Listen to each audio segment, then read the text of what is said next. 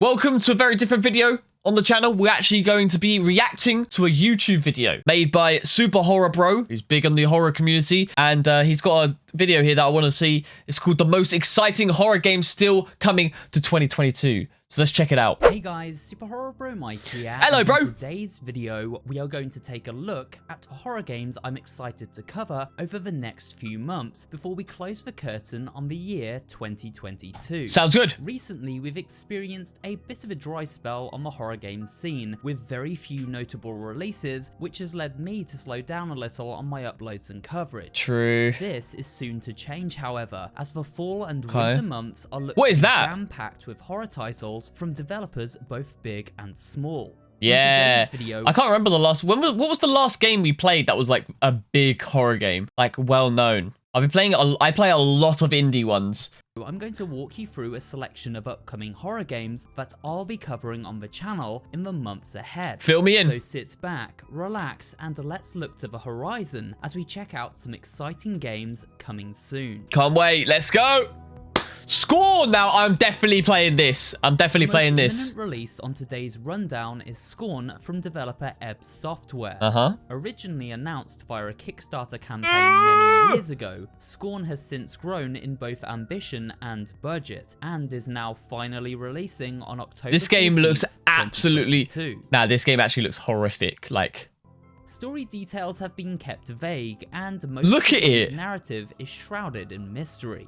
What we do know is that Scorn, at least on the surface, appears to take place on an alien planet, with structures made out of flesh and bone. Enemies are grotesque and bizarre in design, and the weapons we combat them with are just as gnarly in their inception. With that said, Scorn is not intended to be an action game, and combat is used sparingly as a last resort, when our human protagonist finds themselves backed into That looks a really corner. satisfying. Instead, Scorn focuses on puzzle solving and atmospheric exploration to Puzzle solving. Nothing we can't handle, chat. Nothing we can't handle. We are puzzle experts here. tell its tale of alien dystopia. Oh, Resident Evil Village Shadow of Rose. Oh my days. Village was one of 2021's standout horror games. Yes. We took on the role of Ethan Winters as we experienced his final days exploring a derelict village full of werewolves and other monstrosities in search of his stolen daughter Rose. In the long-awaited DLC Shadows of Rose, we step into the shoes of Rose Winters herself, now a 16-year-old girl struggling to control the terrifying superpowers she inherited from her late father. Rose is transported to a mysterious realm to confront the memories of her past in a twisted world of nightmares. Oh. Well Village was an action-focused experience told from a first-person perspective. Wait. Roll it back. Roll it back. What is this? Village. What is this going on? What's going on? Why is... From this shot, you would never guess this game is a Resident Evil game. You would never guess it. I tell you what you would guess. You'd think it's a Stranger Things thing, bruv. I don't know about this, man. Resident Evil should be like normal human zombie, you know, occasional monster stuff. When it starts getting into the old powers and all that, I'm not too much of a fan of it. I don't know. That's my opinion. Let me know your opinions in the comments below. But this right here, I'm not the best fan of because it just looks too like Stranger Thingies, futuristic stuff. Like, I don't know. We'll see though. We'll see. It was an action-focused experience told from a first-person perspective. Shadows of Rose moves back to the classic third-person perspective used in the recent literally Evil Stranger remake Things series. Traditional gun combat is used as a last resort, as ammo is scarce, though Rose is able to use her new superpowers to tackle enemies both old and new. I don't know about this, man. She's got telekinesis, man. Why? DLC will act as the final chapter in the Winters saga, closing the book on these characters and clearing the way for new stories to be told in Capcom's acclaimed horror universe. I'll still play it, but ultimately, I'm more excited for the third person because I think we'll play the whole game in third person and then touch on the DLC. All right, up next, we've got Evil Nun, The Broken Mask. What is this? This looks terrifying. Evil Nun: The Broken Mask is a reimagining of the mobile classic Evil Nun, redesigned with new puzzles, cinematics, and much more ambitious visuals. Okay, never played this before. A brand new experience for fans and newcomers alike. Okay. You take on the role of a child who attends a religious summer camp, whereby they are abducted by the titular nun and then awaken in an abandoned school rigged with traps which must be avoided and overcome as a game of deadly hide and seek with the nun unfolds. Right, okay. As someone who has yet to check out Evil Nun due to my general dislike for mobile games, I'm excited to finally explore Keplerian's horrifying world and uncover the mysteries behind its cast of creepy characters.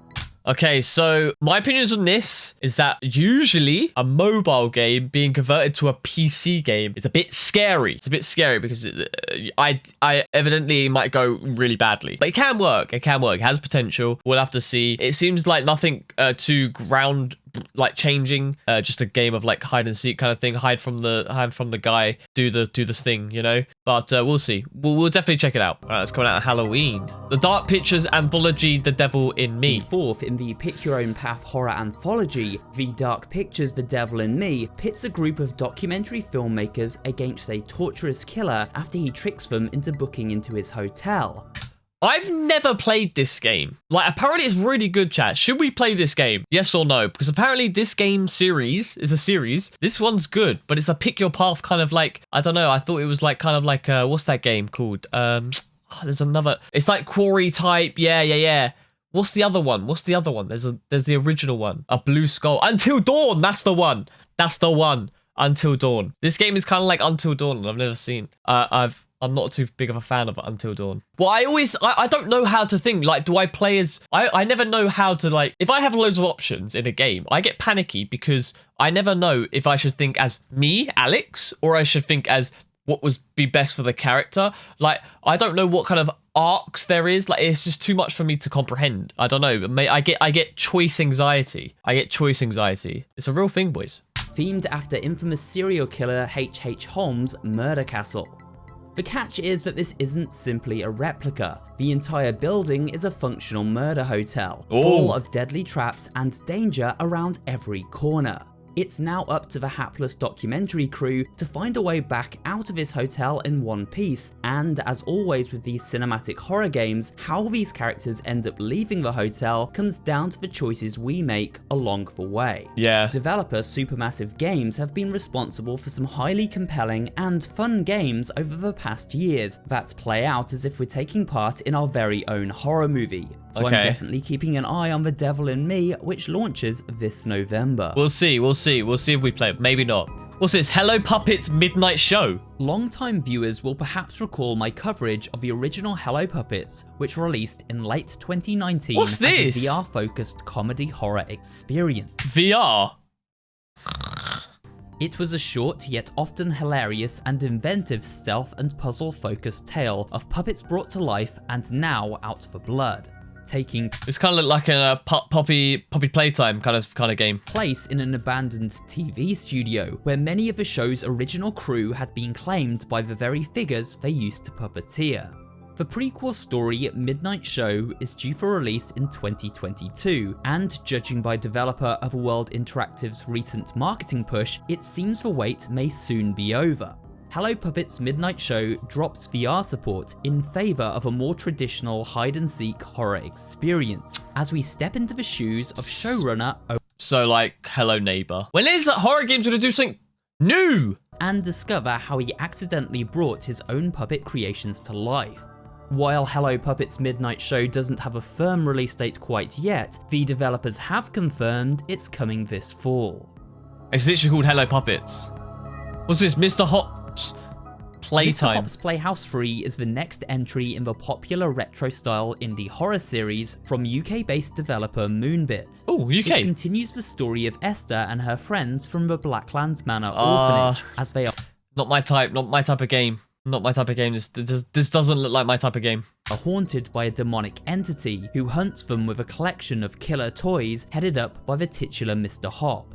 Whereas the first two Mr. Hop games were based around the Super Nintendo era of 2D pixel art platform games, this third entry is based on the early 3D games of the PlayStation 1 era. Gameplay seems to be similar, with stealth and chase mechanics, environmental puzzles to solve, items to collect, and traps to avoid. Part of the fun of the Mr. Hops games comes from discovering secrets and working out the deeper story hidden within. They make for fun theory material, and I'm personally looking forward to seeing where this tale of demonic toys goes next. Yeah, I don't think we'll be playing that one on the channel. Alright, up next we've got the Callisto Protocol. Now I do remember seeing this trailer. I think, is this the one with the robot face, man? The Callisto Protocol. It comes from the original creators and talent behind 2008's Like an eBay Dead Space. sci-fi horror classic Dead Space, and the developer origins are evident. Callisto Protocol very much looks like a spiritual successor to the Dead Space series, and as a big fan of those games, I couldn't be more excited for it to release this December. Set 300 years into the I've never played Dead Space. I want to play the remake that's coming out. I know that's coming out. future, we assume the role of Jacob Lee, a member of a prison colony located on Jupiter's moon Callisto. A mysterious outbreak causes the colony to begin transforming into bloodthirsty mutants, and after taking his chance to escape confinement, it is now down to Jacob to discover the source of the outbreak and contain it from spreading further, and probably escaping and scrubbing the planet visuals would be look a good cool. idea too. With brutal gun and melee combat, incredible visuals and sound design, and a host of gloriously grotesque monsters to throw down against, the Callisto Protocol is shaping up to be one hell of a good time for horror fans. We'll see. We'll see. Ah, Choo Choo Charles. This is a game I've been following for quite a while now. Let's see what he's got to say about it. In Choo Choo Charles, we must traverse a hostile open world environment, scavenging supplies and carrying out tasks for the many peculiar denizens inhabiting it. There is, however, a catch: a giant arachnid train named Charles, who desires one thing and one thing only: This looks to cool. eat us, the player, alive. To make matters worse, Charles has attracted a cult of brainwashed shotgun-wielding minions who have set up patrols throughout the barren wilderness. Nonetheless, we must overcome these hardships if we are to complete work building up our own train with weapons and armor until it is strong enough to finally defeat Charles once and for all. Damn. Surely one of the strangest horror games on today's rundown, Choo Choo Charles is scheduled to release sometime in 2022, but no assurances have been given by solo developer 2-Star Games that they are still on track to meet this target. Well, I've actually followed them on Twitter, and they have indeed got a release date. So they will announce the release date for this game, which is super exciting. So we're definitely going to check this game out. Chat, can't wait. If the game does come out this side of Christmas, expect it as a late 2022. I'm kind of scared though, because there's a lot riding on this. There's a lot of pressure, like a lot. When this first was getting teased and everything, everyone loved it. Everyone loved the idea of a fucking giant spider-looking train chasing you. But there's a lot of pressure in terms of game development for this company, 2-Stars. So we'll see. To release. Either way, I'm personally very excited to check out this one. Very cool. Oh, Andy's Apple Farm. We've recently played that. N36 Games ended up with a surprising smash hit when they released analog horror game Andy's Apple Farm Chapter 1 and its expansion, The Christmas Special, in 2021. I have to check that out. Earlier this year, it was announced that Chapter 2 would be releasing sometime in 2022, and currently, while there have been few updates, this still appears to be the plan. Andy's Apple Farm tells the story of a game developer, Thomas Eastwood, who ended up murdering his best friend Arthur and possibly his wife after losing his son and spiraling into madness at the hands of a demonic entity. An entity which then trapped the souls of both Thomas and his family inside the very game he was creating, Andy's Apple Farm. Despite its initially cutesy visual style, Andy's Apple Farm is a genuinely scary game experience, which got under my skin with its use of sound and imagery like few others in recent memory have. a stopgap game titled Rabbit Knight released over the summer, which added a little more clarity to certain story elements and helped set things up for the much awaited second chapter. A chapter which promises to introduce new characters and a funfair setting. Oh, look forward to that. My Friendly Neighborhood. You may remember we checked out a fairly lengthy demo for My Friendly Neighborhood earlier this year. Releasing from publisher Dread XP, this tale of a Sesame Street style puppet show gone terribly wrong as the animatronic puppets fall into madness is both hilarious and creepy in equal measure. Our protagonist is a handyman named Gordon, called in to fix an antenna which begins mysteriously broadcasting old episodes of puppet show My Friendly Neighborhood from a long abandoned TV station.